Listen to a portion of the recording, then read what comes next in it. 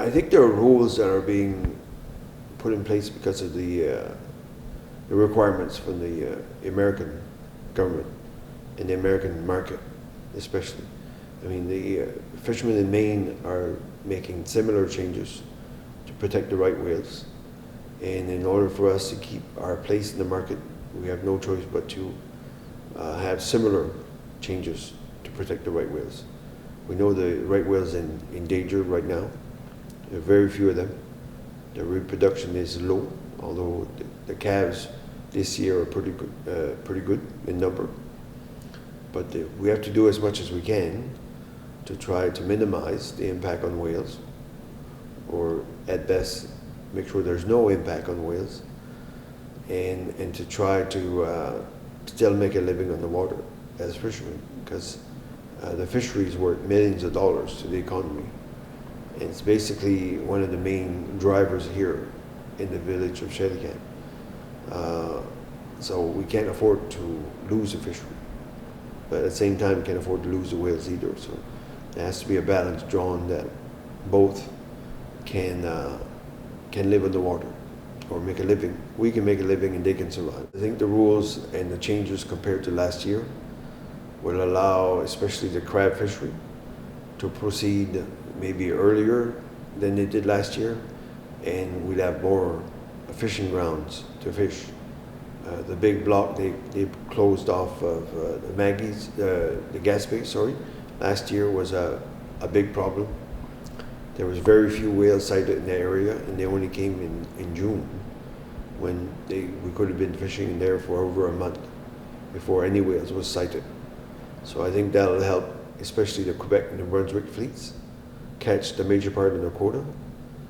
When that was closed and other blocks were closed as whales were sighted, it created an extreme fishing effort along the border of Area 19, which is just adjacent to Shedican. So that caused a large part of the gear to be here. It caused part of the quota not to be caught. It also had a kind of a vacuum effect inside 19, because as they were fishing along the line, some of the crab that was within 19 got caught in Area 12. So that was a major impact in the fishery in Area 19. So I think by opening that grid, I think it will keep some of the capture of the crab adjacent to New Brunswick, Quebec, which is better for the harvesters over there, because before they had to sail into Shedican and truck it to New Brunswick or Quebec. So I think if they can catch it and land it over there, it'd be much better for their village also. I mean, we appreciated all the money they were spending in restaurants here and the co-op, but it was causing a bit of stress with so many vessels in Shedican here last year. I mean, we can only accommodate so many with our wharfs, our facility that we have here. So I think the changes will be positive and will not have that big of an impact on the fishery. Major change from when I started fishing.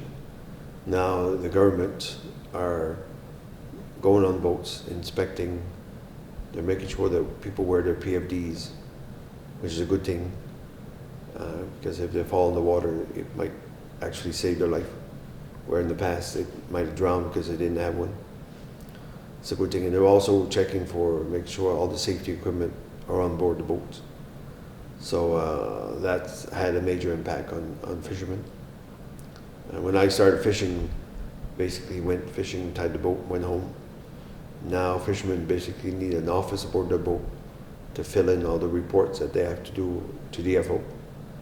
And in a couple of years there'll be e-logging, which will be reporting electronically instead of filling in a paper log. So there's going to be an educational curve required to make sure that people know how to do it properly, because it's going to have to be done daily. So the fishery is evolving. Some of it's good. I mean, you can't be against safety at sea. I mean, you're talking about making sure people come back alive, which is a good thing for all families. So there's changes coming in from all angles this year. We got the coronavirus, and we got all these other changes coming. So it's very busy, and it keeps my plate full at all times. I think what's happening, there's a lot of downloading happening on associations to make sure and that's from government, to make sure that for us, I mean, duty to associations to properly inform our members in a timely fashion. One time in the past, if you had one big issue, that's all you dealt with.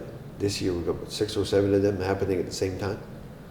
So, and then now with the coronavirus, they're canceling meetings, and we're going to be doing more, I suspect, by phone conference calls rather than attending meetings. So that's going to have a major impact on the proper communication with associations. So this virus is affecting quite a bit in the normal life of people. I mean, I'm sure the first thing is the people that are actually affected by the coronavirus are the main concern, but then the side effects of it is the rest of us, which are affected by the markets, and my stocks are not very healthy right now. Well, you have the market in China, which is basically has stopped overnight. That was about 15-20% of the lobster was going there. They've tried to send 2 planes over. We're not really sure how good that's going. We'll see in the future, see if more planes head over there. The buyers cannot hold anymore. All their lobster holding facilities are full to capacity. And we basically have no fishery happening now. When the weather warms up, the area 33 and 34, which is at the other end of the province, will start up again before us. So we'll see what happens then. And then you got all the other, from Halifax all the way to Quebec, will start after that. So you're talking millions of dollars and millions of pounds that have to go somewhere. So we're going to need somebody to eat them. And when you see countries shutting their borders completely, it's going to be a challenge to get through. I mean, we may need some government assistance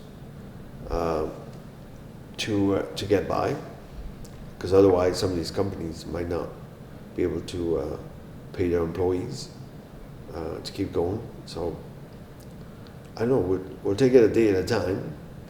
We're not going to panic. We've gotten through a crisis before, and we'll do it again. I think the government will have to probably maybe give us some financial assistance, depending on how bad the situation gets. Maybe we can get through the season and there'll be no issues. But what if the opposite happens? I mean, the government should put some financial assistance aside, maybe to help the fishermen. I mean, you could have helpers that won't make enough stamps to qualify for EI if the fishery is tempered or impeded by these unknowns. So if that's the case, then maybe the government should allow them to qualify with less weeks for EI. So that might be some help. I mean, right now you need a certain number. If you have less than that, then what do you do? I mean, so that could be some help for this year. So it's things like that I think the government has to look at moving forward. My MP, Mike Kelloway, has asked me to join them at a meeting next week to express our concerns and how we can prepare.